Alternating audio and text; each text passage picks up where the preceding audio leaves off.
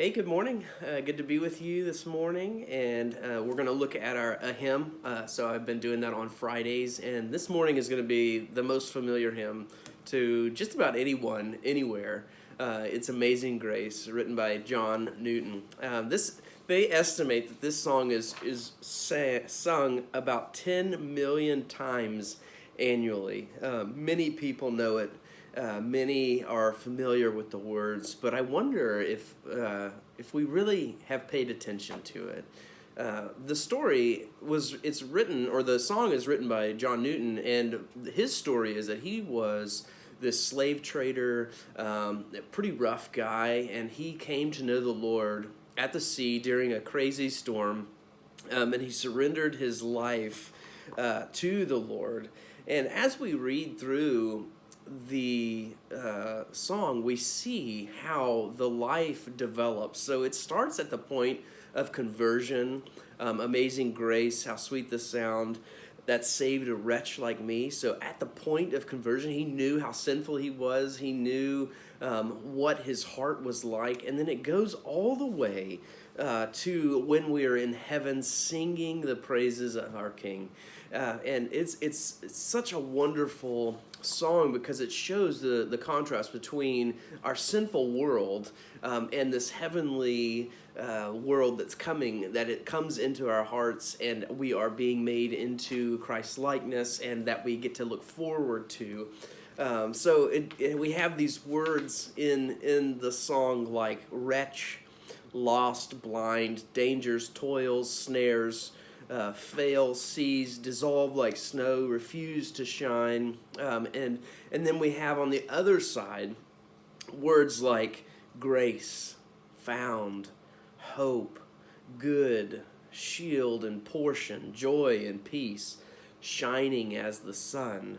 I just want to kind of walk through it real quick and look at how the life develops in grace as we experience grace in the beginning, and we're still experiencing grace 10,000 years after we're in heaven with the Lord. So again, it begins with the point of conversion. Amazing grace, how sweet the sound that saved a wretch like me. I once was lost, but now I'm found, was blind, but now I see. We see that God has pulled us from our wretchedness, our blindness, and He has saved us. And this is amazing grace. It's not something that we deserve, not something that we earned. He came and gave His grace to us, we see in Ephesians 2:8. But a lot of times we think grace stops at the moment of salvation, but it's a continual thing. We're being saved. We get to experience grace, and it's so amazing because it is something that we are daily and minute by minute experiencing. And he says after the moment of conversion in the second stanza, "'Twas grace that taught my heart to fear, and grace my fears relieved. How precious did that grace appear the hour I first believed." Grace shows us that there is a holy God, and we should fear Him, and that He relieves that fear of being in the presence of the holy God by His grace. He's saying, yes, I was in His presence, and yes, I am a sinful man. I think of Isaiah 6 when he says, "Oh, wretched man that I am, I'm a man of unclean lips, and I live among a people of unclean lips." But then God cleanses him from his sin, and he can say nothing more than, "Here am I, Lord, send me." So it's grace that teaches us to fear, but it's grace that relieves those fears because we see the salvation that God has provided from the hour we first believe, from before we first believe. He gives us that grace. And then we go on. "The Lord has promised good to me.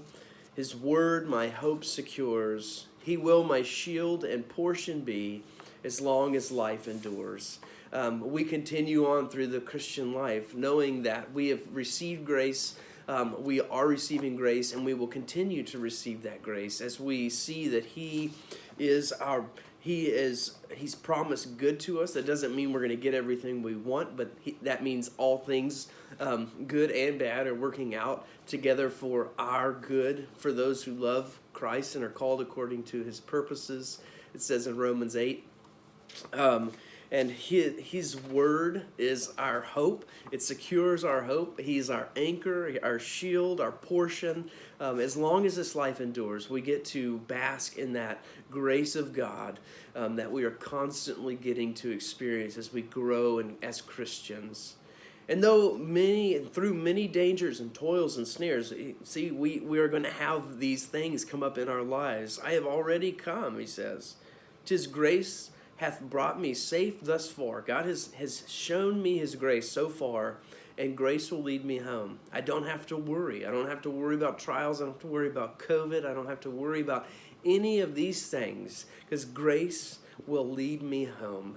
I am going home. I am going to be with my Lord. And then he says, yes, this flesh and heart shall fail. We are still in fleeting and dying bodies, and mortal life shall cease. I shall possess within the veil a life of joy and peace, and that veil is in heaven. We are in the veil, within the veil with Christ, in the Holy of Holies with him. We get to possess a life of joy and peace now, because we're secure. Even though we're dying, even though we're suffering, even though we have pain and sorrow, we can still live a life of joy and peace, because we get to shine God's glory to others, and we get to know the Lord Almighty. And then finally, after we pass on, and when we've been there in heaven within the veil for 10,000 years, bright shining as the sun, we've no less days to sing God's praise than when we first begun. We can sing God's praise for all eternity. And I hope that we see how amazing grace is now, because we are going to continually sing of that grace forevermore, because of how blessed we are and how he shined his light on us. So I want to close with the reflection from Titus 2:11 through 13. It's a good parallel passage to amazing grace, and maybe you'll read that. I pray that you're refreshed. It says, "For the grace of God has appeared, bringing salvation for all people, training us to renounce ungodliness and worldly passions, and to live self-controlled, upright, and godly lives in the present age, waiting for our blessed hope, the appearing of the glory of our great God and Savior, Jesus Christ." Live in amazing grace. Live a life that's blessed, and realize, wow, we are truly, truly blessed by God's amazing grace. Have a blessed day. Enjoy that song. I hope you listen to it. Read Titus, and I'll see you later.